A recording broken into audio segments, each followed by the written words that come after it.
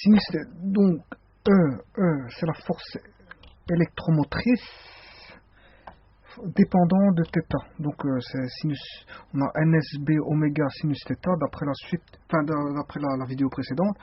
Ça, c'est juste la suite. Donc, E efficace, c'est quoi? NSB sur racine de 2, c'est une valeur, donc, oméga. Donc, il n'y a plus de sinus θ parce que c'est une valeur comme une valeur maximum ou une valeur efficace. Bon, ce sont des valeurs. C'est pas dépendant de sinus θ. Voilà. Donc, ça, c'est la valeur efficace. Maintenant, on va calculer le I efficace. Le I efficace, c'est NSBW sur racine de 2 sur R plus grand petit r,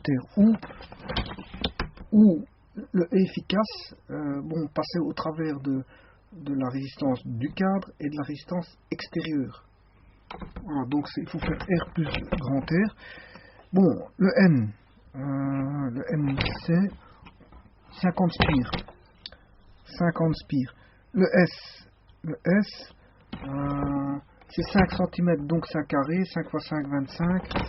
Donc c'est 25 cm carrés. Et bon, 25 cm carrés, c'est 25 x 10 exposant moins 2 mètres. 25 cm. 5 cm c'est 10 moins 2 mètres, donc c'est 10 moins 4 mètres carrés. Voilà. 50 fois. Ça c'est le S. Le B c'est 0,02 Tesla. Oui, 0,02 Tesla. 0,02 Tesla. Oui, la vitesse angulaire elle est de 300 tours par minute et non pas que 500. Donc 300 tours par minute, ce qui fait à la seconde 300 divisé par 60, ça fait 5 tours, 5 tours à la seconde, mais un tour c'est 2 pi radians, donc 5 fois 2 ça fait 10 pi radians, donc je vais mettre 10 pi ici, voilà, divisé par racine de 2, et j'espère qu'on voit tout ça, ouais, sur la caméra, et grand R vaut 8 ohms, et il faut rechercher petit r. Bon, alors, je vais effacer ceci. Mais il faut juste retenir, je veux juste retenir que ρ vaut 1,6 micro-ohm centimètre, je l'ai mis là, et que on doit prendre 6,432 10 et 2 10 moins 3, c'est ce qu'il disait dans l'énoncé. Si on trouve la valeur là, il faut mettre 2 10 moins 3.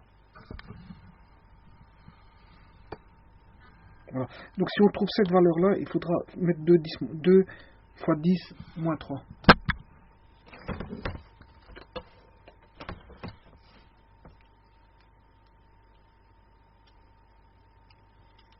Voilà. Donc 2 fois 10 moins 3. Je vais effacer ça. Hop. Donc il faut retenir que 6, 4, 32 au carré, c'est 2 10 moins 3. On va le retenir sans l'écrire. 6, 4 fois 10, 6, 4, 32 carré, c'est 2 10 moins 3. 2 10 moins 3. Voilà. Donc maintenant, qu'est-ce qu'on vient de dire? Donc oui, j'ai tout effacé. Bon, je répète. Le efficace, il vaut quoi? Le efficace,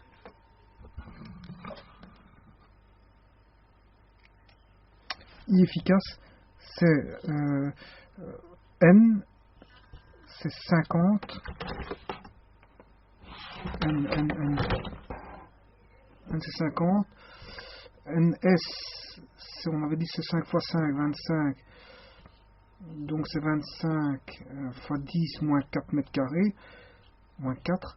NS B, 0,02 Tesla. Et comment est-ce qu'on appelle ça, oméga 10 pi. Bon, il faut faire le calcul là. Racine 2, grand R c'est 8 ohms, résistance de sortie, plus la petite résistance. Voilà. Et c'est cette petite R qu'il faut calculer. R égale ρ L sur S. Ρ, on a dit que c'était 1,6, il est ici, 1,6 micro-ohm, ce qui fait 1,6 fois 10 exposant micro, c'est 10 moins 6, et comme c'est des centimètres, 10 moins 2, ça fait 10 moins 8 ohm mètre. 1,6 10 moins 8 ohm mètre. la surface, c'est la surface du petit fil du 4, 0,0, c'est 0,32 mm, ce qui fait 0,32, on va mettre 32, pi d carré sur 4, pi d carré sur 4, 32 fois 10 exposants, moins, on va mettre 32 au carré, 32, 0,32 millimètres. Millimètres en mètres, c'est 10 moins 5. Ok. 10, ouais, 10 moins 5, ça fait 10 moins 10 parce qu'il est au carré. Voilà.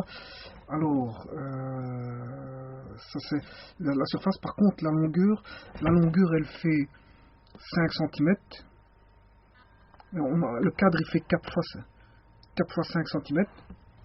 Donc 4 fois 5, je fais 4 fois 5 cm en mètres, c'est 10 moins 2 fois le nombre de spires qu'il y a. Il y a 50 spires. Voilà. En calculant ceci, bon, on doit pouvoir trouver R. Voilà.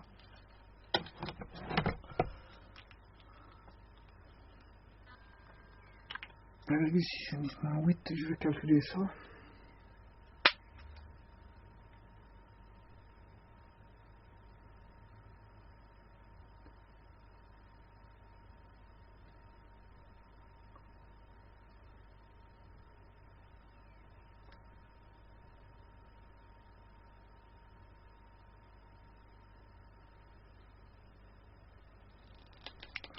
Ouais, en fait, on a presque 2 ohms, voilà. Ouais, en fait, je comprends. En fait, ils avaient dit que le 32,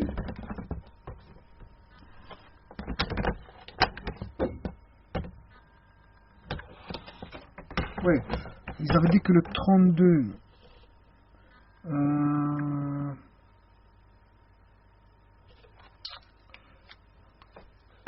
6,4 sur 32 carré pi, c'était 2 fois 10 moins 3. Voilà. Et en fait, on a ça ici. Sauf qu'on a un exposant 10,3 qui vient, je veux dire, fois 10,3. On a ceci, hein, 6,4. C'est pour ça que dans l'énoncé, il disait 6,4, 32 carré pi. Dans les deux, 10 moins 3. Si je fais fois 10,3, on retrouve 2 ohms. Donc en fait, ici, on a petit r qui vaut 2 ohms. Donc en fait, I efficace, c'est le calcul là, 50 fois 25 fois 10 exposant moins 4 fois 0,02 fois 10 pi, le tout sur racine 2 fois 10, parce que 8 plus 2 ça fait 10, parce qu'on viendrait de calculer le... Voilà, et maintenant pour trouver la tension efficace, qu'est-ce qu'il faut chercher maintenant?